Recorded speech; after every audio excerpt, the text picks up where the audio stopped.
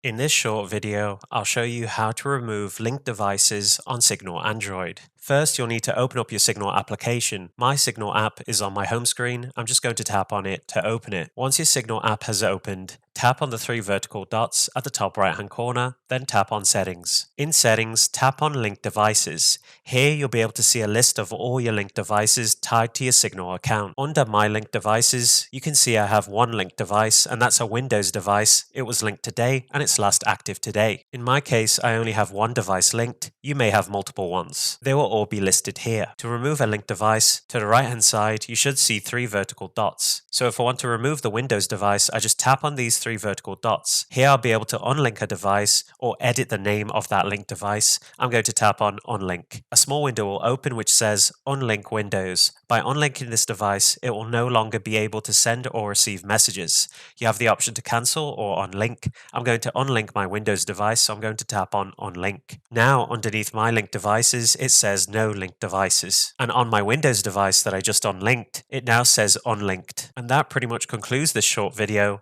on how to remove linked devices on Signal Android. If you enjoyed this video, give it a like, comment down below, and most importantly of all, subscribe to support the channel. I'll see you on the next video. Why is it so